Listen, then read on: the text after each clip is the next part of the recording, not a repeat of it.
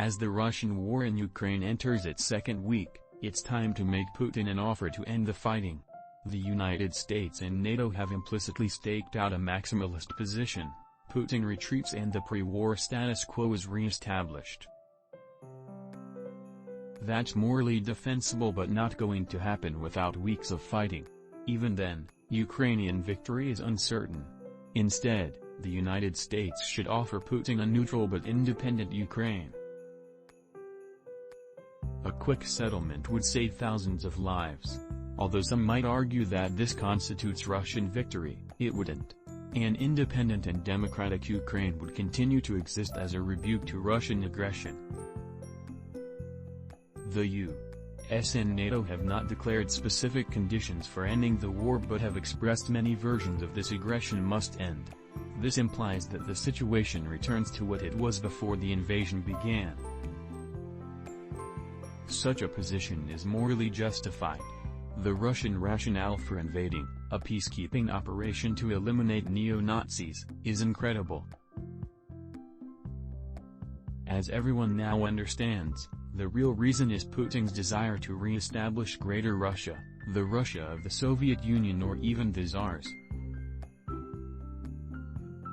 He regards the collapse of the Soviet Union, really the Soviet Empire because it included so many unwilling minorities, as the greatest tragedy of the 20th century. His aggressions in Crimea and the eastern provinces of Ukraine, the Donbas, have turned out to be the first step of a broader aggression. But the military situation in Ukraine does not support a demand for what is, essentially, Russian surrender. Russian forces are deep inside Ukraine and moving forward slowly. Although Russia's initial plan for the rapid collapse of Ukraine failed, Putin has doubled down and started a long-term offensive. That continues along three axes: in the north towards Kyiv, in the northeast besieging Kharkiv and moving towards Kyiv, and in the south breaking out in three directions, towards Odesa to the west, towards Mariupol in the east, and north along the Dnipro River. These thrusts appear to be making slow but steady progress. In a March 3 phone call with French President Macron, Putin laid down his intention to take over all of Ukraine. He wasn't stepping back.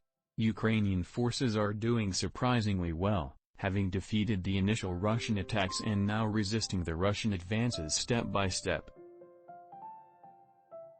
Stories emerge of widespread damage to Russian forces and aircraft, inflicted by Ukrainian courage and Western-supplied weapons.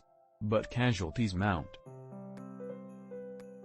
Thousands of Ukrainian military personnel and civilians have died, and cities are taking a pounding. Further, the outcome isn't clear.